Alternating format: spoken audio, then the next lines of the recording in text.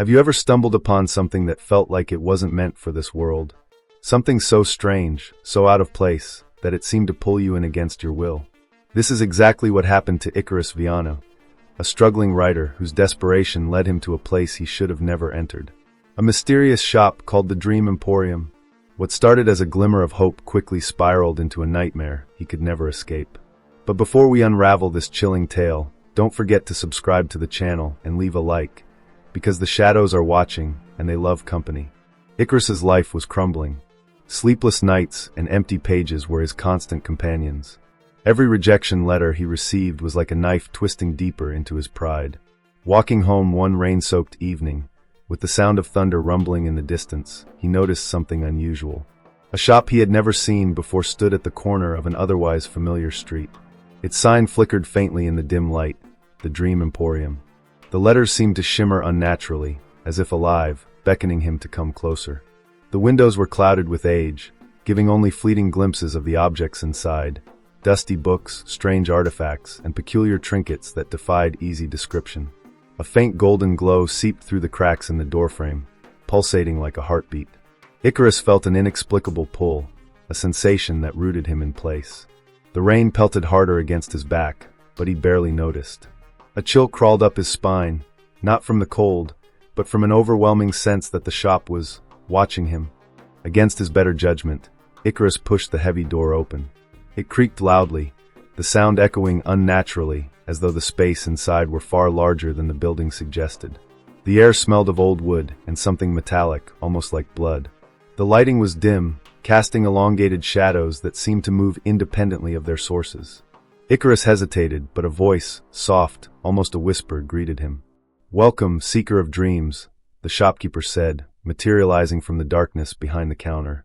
The figure was tall, cloaked in a tattered robe that seemed to ripple as if alive. His face was obscured, but two glinting eyes pierced through the shadows, unblinking and unnatural. "We have what you need. What you truly need." Icarus froze. His mind screamed at him to leave, but his body refused to move. The shopkeeper gestured to a small display case illuminated by a single flickering bulb. Inside was an ornate pen, its gold surface etched with swirling, unreadable symbols that seemed to shift when he looked directly at them. "This," the shopkeeper murmured, "is your salvation.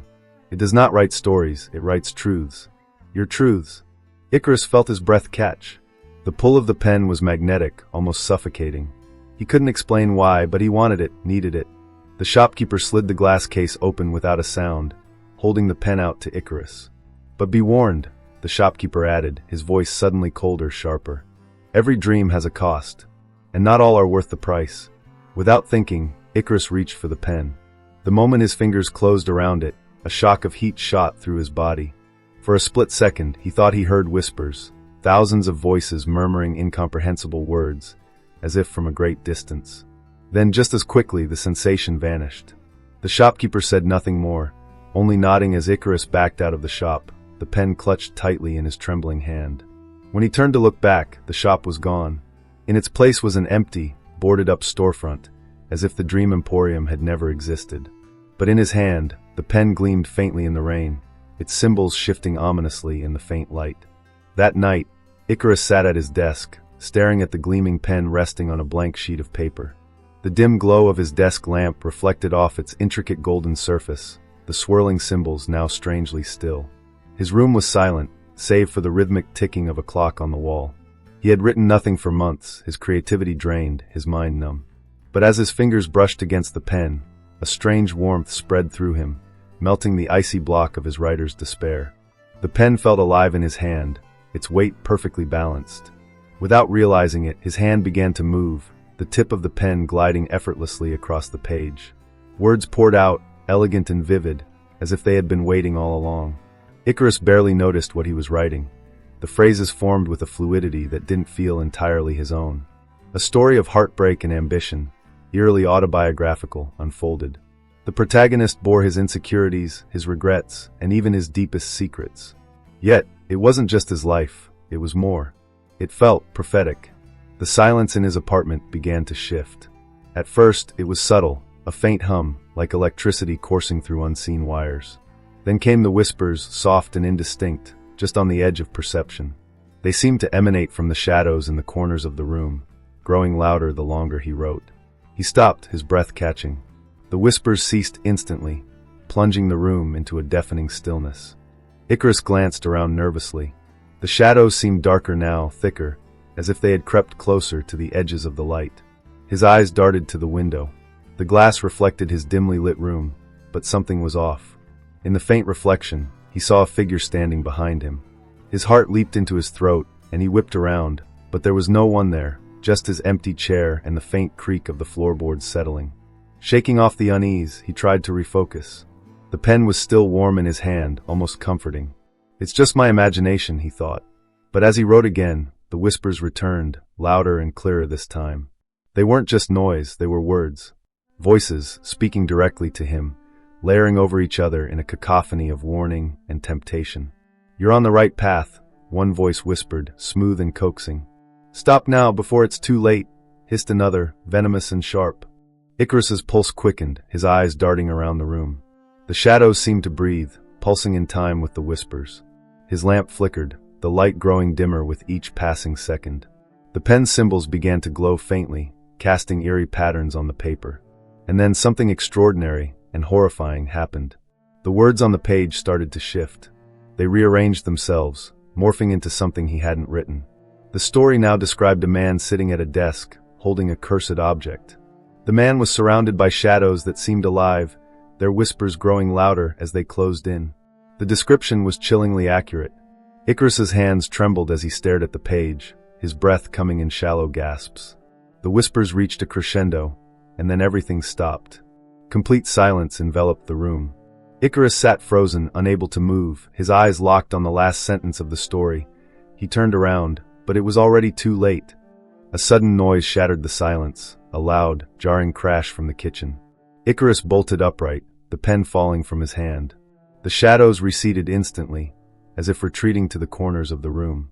He stood, his legs weak, and cautiously approached the kitchen. The air was icy, his breath visible as he stepped into the darkened space. A single plate lay shattered on the floor, but something was wrong. The shards were arranged in a deliberate pattern, forming a symbol that resembled the markings on the pen. Icarus felt a wave of nausea and fear wash over him. He stumbled back to his desk, his heart pounding. The pen sat exactly where he had dropped it, its symbols faintly glowing again, almost as if it were waiting for him to pick it up once more. That night, Icarus didn't sleep. But the pen, it seemed, never rested. The following nights became a blur for Icarus. He couldn't resist the pen's pull. Each time he touched it, his mind entered a trance-like state, and the stories poured out of him like a flood breaking through a dam. But the act of writing no longer felt like a release, it felt like an invasion.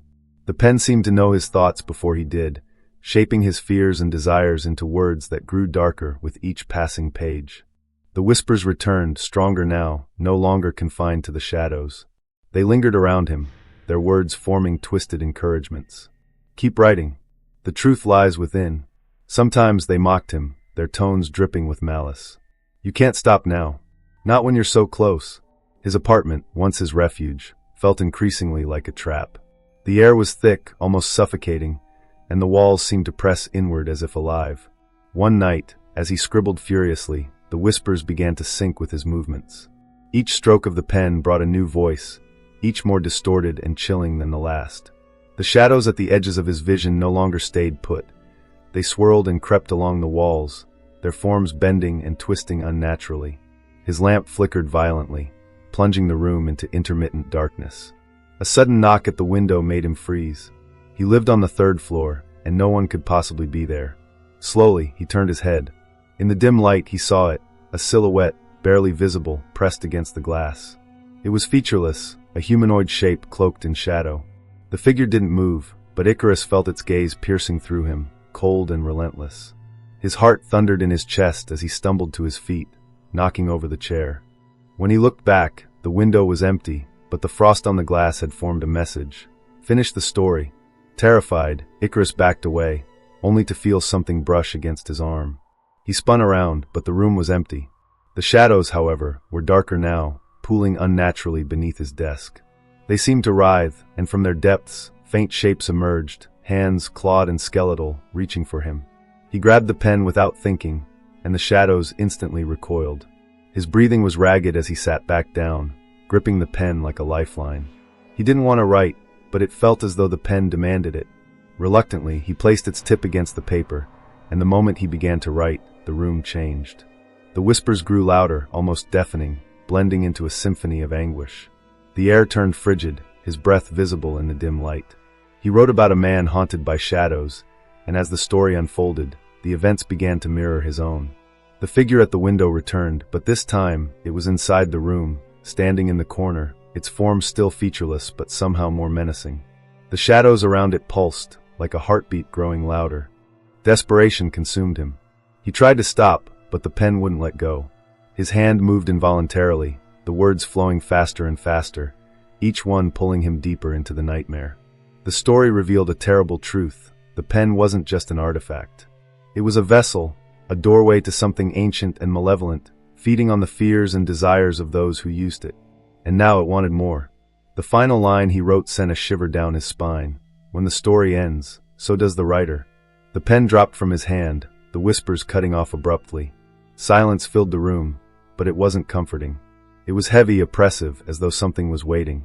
He looked around, his eyes darting to every shadow, every corner. The figure was gone, but the sense of being watched was stronger than ever. His eyes fell on the paper, where the ink shimmered unnaturally, almost like blood under the faint light. As he reached out to close the notebook, he noticed the ink was still wet, forming into shapes that he hadn't written. A new message appeared, written in his own trembling handwriting. "You are the next chapter." A guttural sound, low and menacing, rose from beneath his desk. The shadows there were no longer just shadows. They were alive, shifting and crawling toward him. The whispers returned, louder and more insistent. Icarus backed away, his mind racing. The pen lay on the desk, glowing faintly, as if daring him to pick it up again. The question lingered in his mind, cold and unrelenting. If he didn't finish the story, what would happen next? Icarus's nights had become a blur of terror and obsession. The pen had bound itself to him, not just physically but mentally, driving him deeper into a nightmare he could no longer escape. He hadn't slept in days. His body was weak, his mind teetering on the edge of madness. Every attempt to resist the pen's pull ended with the same result. The whispers would return, louder and angrier, and the shadows in his apartment would become almost corporeal, pressing against him as if to force his compliance. One night, the air felt heavier than ever, thick with a presence he couldn't name. The temperature in the room plummeted, his breath coming out in visible puffs. He was writing again, though he no longer felt like the author of his own story. The words spilled onto the page with a speed and clarity that wasn't his. He wrote about a man trapped in a web of his own making, chased by shadows that wanted more than his life.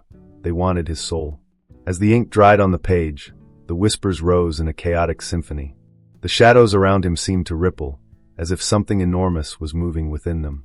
Then, without warning, his lamp shattered, plunging the room into darkness. He scrambled to his feet, his hands trembling as he fumbled for his phone's flashlight. The beam of light cut through the darkness, but it revealed something that made his blood run cold. The walls of his apartment were covered in writing, his writing. Words he didn't remember composing were etched into the surfaces, looping and twisting in impossible patterns. Phrases like "the story must end," and "there is no escape," surrounded him, scrawled in what looked like black ink, or perhaps something far darker. His heart pounded as he turned the flashlight toward his desk. The pen was no longer there. Instead, the notebook sat open, its pages flipping on their own, as though caught in an invisible wind. The words on the pages glowed faintly, pulsating with a sickly light. And then he saw it, a figure standing behind the desk. The shadowy figure from the window was now fully formed, its edges sharp yet impossibly fluid. It stood motionless, its featureless face tilted as though studying him. Icarus couldn't move, couldn't breathe. The figure raised an arm, and the whispers stopped abruptly, replaced by a single voice that spoke directly to him. "You wrote me into existence," it said, its voice echoing unnaturally. "And now, I am here to complete the story." Before Icarus could react, the figure lunged. He stumbled backward, his flashlight dropping to the floor and spinning wildly, its beam casting erratic shadows. The entity didn't move like a human. Its form shifted and stretched unnaturally, its limbs elongating as it closed the distance. Icarus grabbed the first object he could find, a glass paperweight, and hurled it at the figure. It passed through harmlessly, shattering against the wall. He bolted for the door, his mind racing. The hallway outside his apartment offered no solace. The lights flickered violently, and the whispers followed him, echoing in the enclosed space. He ran, his footsteps pounding against the floor, but no matter how far he went, the shadows seemed to stretch endlessly in every direction. Doors slammed shut on their own, and the walls began to warp, the same eerie words appearing on their surfaces. Finally, he reached the stairwell, his breath coming in ragged gasps. As he descended, the air grew colder, the whispers turning into guttural growls. He stumbled into the lobby, only to find it transformed. The front door was gone, replaced by a blank wall, and the furniture was twisted into grotesque shapes. In the center of the room stood a desk, his desk, and on it, the glowing pen and notebook. The whispers surged, drowning out his thoughts. The figure appeared again, this time sitting in his chair, its form solidifying into something even more horrifying. Its face began to take shape, but it wasn't just any face, it was his. A twisted, distorted version of himself stared back, its hollow eyes filled with a malevolent light. "You can't run," it said, its voice now identical to his own. "You wrote the story. You are the story." The room began to collapse around him, the walls folding inward like a paper being crumpled. The shadows consumed everything, leaving only the desk and the pen, which now glowed so brightly it hurt to look at. Icarus fell to his knees, clutching his head as the whispers turned into a deafening roar. And then everything stopped. He opened his eyes to find himself back in his apartment, sitting at his desk. The room was eerily calm, the shadows once again confined to their corners. The pen rested in his hand, and the notebook lay open before him. He glanced down and saw that the last page had been filled, but the words weren't his. The story ends when the writer becomes the written. His reflection in the window caught his eye. He turned to look, and his heart sank. The face staring back at him wasn't his own anymore. It was the twisted version of himself he had seen in the lobby, its hollow eyes burning with an unnatural glow. Icarus awoke the next morning slumped over his desk, his hands still clutching the pen. His body ached, and his mind was clouded with fragmented memories of the night before. For a fleeting moment, he thought it might have all been a nightmare. But as his eyes adjusted to the dim light of his apartment, the truth became undeniable. The walls were no longer blank. They were covered in his writing, the same looping, cryptic phrases from the night before. The words seemed burned into the paint, pulsing faintly with an otherworldly light. His heart pounded as he read them aloud. The story must end. The writer becomes the written. You are the next chapter. Each phrase felt like a message, a warning from something far beyond his understanding. Determined to make sense of what was happening, Icarus turned his attention to the notebook. Its pages were filled with his handwriting, but he didn't recognize the words. The stories described people and places he had never encountered, yet they felt disturbingly real. As he read further, his blood ran cold. The latest entry detailed the events of the previous night in chilling detail. The shadows, the figure, the whispers. It was all there, written as if he had planned it, but he hadn't. The final line sent a shiver down his spine. He awakens to find his reality unraveling, the boundaries between the story and the world dissolved. He slammed the notebook shut and stumbled away from the desk, his breathing ragged. He needed answers. He needed to understand what this cursed pen was doing to him. The whispers were gone, but the silence felt even more oppressive, as if the apartment itself was holding its breath. Searching for clues, Icarus recalled the shopkeeper's cryptic warning, "Every dream has a cost." He had to find the shop again, confront the man who had given him the pen, and demand answers. Throwing on his coat, he bolted out the door, the notebook clutched tightly under his arm. The streets were eerily quiet as he retraced his steps to where he had first found the Dream Emporium. Rain drizzled softly, the gray sky casting an unnatural gloom over the city. When he reached the corner, his heart sank. The shop was gone, replaced by an abandoned storefront with boarded-up windows. The air around it felt heavier, charged with an unseen force. Desperate, Icarus searched for any sign of the shop's existence. His fingers traced the faded lettering on the old wooden boards that had once been a sign. Beneath layers of peeling paint, faint golden symbols glimmered, the same shifting patterns etched into the pen. The sight sent a wave of nausea through him, but he pushed forward, forcing the door open. The interior was nothing like he remembered. The shelves were empty, the air thick with dust. The faint smell of something metallic lingered, like blood left to dry. But as he stepped deeper inside, the air shifted. It was colder here, unnaturally so. His breath came out in visible puffs, and the floor beneath his feet creaked ominously. In the center of the room, where the counter had once stood, lay an old, cracked mirror. Its surface was clouded, but as he approached, shapes began to emerge. At first, it was his own reflection, haggard and pale. But then the image began to distort. His face twisted into something grotesque, the hollow-eyed version of himself from the night before. The reflection leaned forward, its mouth moving silently. Icarus stared in horror as words began to etch themselves into the mirror's surface from the inside, as though carved by an unseen hand. "You are the story, and the story is you." A sudden noise behind him made him spin around. The shopkeeper stood there, cloaked in the same tattered robe, his glinting eyes unblinking. His voice was soft but carried an unmistakable menace. "You shouldn't have come back, Icarus. The pen has chosen you. The story must continue." Icarus shouted, demanding answers. "What is this? What have you done to me?" The shopkeeper tilted his head, almost amused. "I did nothing. The pen only reveals what already lies within. Your fears, your desires, they fuel the story. And every story needs an ending." Suddenly, the room began to warp. The walls folded inward, the light dimmed, and the whispers returned, louder and more chaotic than ever. The shopkeeper faded into the shadows, his final words echoing through the chaos. "Finish the story, or it will finish you." Icarus stumbled out of the building, the whispers following him into the street. The notebook burned in his hands, its cover hot to the touch. As he looked down, the pages began to fill on their own, words bleeding through the paper in inky black lines.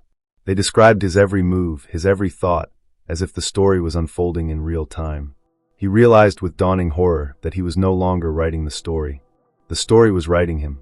Icarus staggered back to his apartment, clutching the notebook like a lifeline. The whispers hadn't stopped. They followed him through the streets, an unrelenting cacophony of distorted voices, some pleading, others mocking. The words in the notebook kept appearing on their own, filling page after page in a language that felt both foreign and disturbingly familiar. His heart pounded as he slammed the door behind him, locking himself inside. But the sense of safety was fleeting. The shadows in the corners of his apartment were already shifting, waiting. The air inside was suffocating, thick with an unnatural tension. The writing on the walls seemed darker now, dripping like fresh ink. Icarus tried to steady his breathing, but his mind raced. He knew he couldn't face this alone. Desperate, he rifled through his contacts, his shaking fingers landing on a name: Victor, an old friend and aspiring paranormal investigator.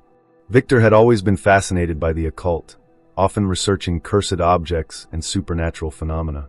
If anyone could help, it was him. When Victor arrived, the tension in the apartment was palpable. His eyes widened as he took in the walls covered in writing and the oppressive darkness that seemed to cling to every corner. "What the hell is this, Icarus?" he asked, his voice low, almost reverent in the eerie silence. Icarus handed him the notebook, the pen resting ominously beside it on the desk. Victor flipped through the pages, his face growing paler with each turn. This isn't just a cursed object. It's a conduit. Whatever this pen is connected to, it's ancient, and it's powerful." He hesitated, his fingers tracing the strange symbols etched into the pen. "These markings, they're not just decoration. They're sigils binding runes. Whoever made this pen didn't create it to inspire. They made it to trap." The room grew colder as Victor spoke, the lights dimming further. The whispers returned, faint at first but growing louder, circling the two men. Victor froze, his eyes darting around the room. "Do you hear that?" he asked, his voice barely above a whisper. Icarus nodded, his fear choking any words he might have spoken. The shadows began to ripple, stretching along the walls like living ink, creeping closer with every passing second. Victor acted quickly, pulling a small pouch from his bag and scattering a fine powder across the desk. The powder glimmered faintly, creating a barrier around the pen and notebook. The whispers faltered for a moment, and the shadows recoiled, their forms pulsating angrily just beyond the invisible line. "This won't hold them for long," Victor said. "We need to figure out what it wants." As they worked, Victor pieced together fragments of the story from the notebook. The pen wasn't just a tool. It was a trap designed to feed on its users' creativity, drawing them deeper into a story that had no end. Each word written brought the entity behind the pen closer to manifesting fully in the real world. And once the story was complete, the writer's essence would be consumed, leaving them as nothing more than an empty husk. Icarus's hands trembled as he listened. "How do we stop it?" he demanded. Victor hesitated, his gaze flicking toward the pen. "There's only one way to break the connection," he said slowly. "You have to destroy the pen." "But," his voice trailed off, and Icarus pressed him. But what? Victor met his eyes, his expression grim. Destroying the pen means severing its link to the story. But the story is part of you now. If you destroy the pen, you'll lose everything you've written, all your work, your memories. Maybe even yourself. The words hit Icarus like a physical blow. Could he give up everything to stop this nightmare? His stories were all he had left, the last pieces of himself that still felt real. But the alternative was unthinkable, to let the pen consume him completely, leaving nothing behind but shadows and whispers. The pen began to glow faintly, its symbols shifting and twisting as if it could hear their conversation. The whispers grew louder, more insistent, their voices overlapping in a maddening chorus. "Finish the story," they demanded. "It's the only way." Victor grabbed Icarus's arm, pulling him back toward the desk. "You have to decide, Icarus. Right now.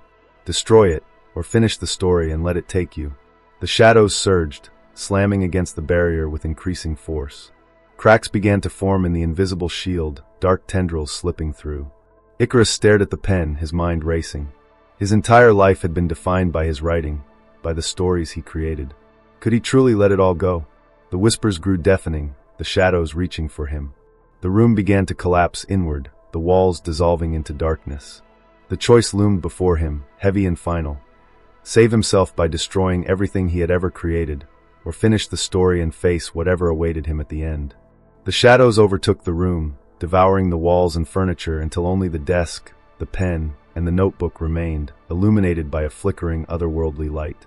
Icarus stood frozen, his chest heaving as the whispers intensified into a deafening roar. Victor was gone, swallowed by the darkness. Icarus's desperate cries for his friend were drowned out by the growing cacophony. In the center of the void, the pen began to levitate, its golden surface pulsating with an eerie glow. The symbols etched into its body writhed like living things, reshaping themselves into a language that seemed to twist reality around it. The notebook flipped open on its own, its pages turning violently until it landed on a blank sheet. A voice boomed from the darkness, drowning out the whispers entirely. It was deep and resonant, filled with a malevolence that seemed to pierce Icarus's very soul. "You are the writer. You are the vessel. The story must end." Suddenly, the shadows coalesced into a towering figure before him, a monstrous amalgamation of shifting forms and hollow eyes that radiated pure dread. Its presence was overwhelming, pressing down on Icarus with a weight that made it hard to breathe. The creature extended a clawed hand toward him, and in its palm, Icarus saw his own reflection, pale, gaunt, and consumed by fear. "Finish the story," the entity commanded, its voice echoing like thunder. The pen floated toward him, hovering expectantly. Icarus's hands trembled as he reached for it, compelled by an unseen force. But just as his fingers brushed the glowing surface, a sudden cry pierced through the void. Victor's voice, faint but defiant, broke through the oppressive darkness. "Don't do it, Icarus. It's lying to you." For a fleeting moment, Icarus caught a glimpse of his friend, trapped within the swirling shadows, his face pale but determined. "If you finish the story, you'll give it everything. Fight it." The entity growled, the sound reverberating through the void. The shadows lashed out, pulling Victor back into the darkness. Icarus's mind raced. He was alone now, caught between the pen's alluring promise and Victor's desperate warning. The notebook lay open before him, the blank page glowing with a sinister light. He could feel the weight of the entity's gaze, its hollow eyes burning into him. Icarus picked up the pen, and the whispers fell silent. The entity loomed closer, its form expanding, filling every corner of the void. The pen moved in his hand, guiding him as he began to write. Words appeared on the page, forming a story that felt all too familiar. It described a man trapped in a realm of shadows, forced to confront an ancient entity that fed on creativity and fear. The man's thoughts were not his own. The pen controlled his every stroke. But as he wrote, Icarus felt something shift within him. The words he was compelled to write began to reveal the entity's true nature. It was not omnipotent. It was a parasite, bound to the pen, incapable of creating on its own. It needed a host, someone to give it form and substance through storytelling. Without Icarus, it was powerless. The realization sparked something in him, a flicker of defiance. The pen faltered in his grip, as if sensing his resistance. The entity roared, its voice shaking the very fabric of the void. "You cannot stop. The story must end." But Icarus didn't stop. He continued to write, this time using his own thoughts, his own words. He wrote about a writer who defied the entity, turning its own power against it. He described a pen that could no longer control its host, a story that consumed the parasite instead of the writer. The symbols on the pen began to glow brighter, their shapes contorting violently. The entity howled in rage, its form beginning to unravel.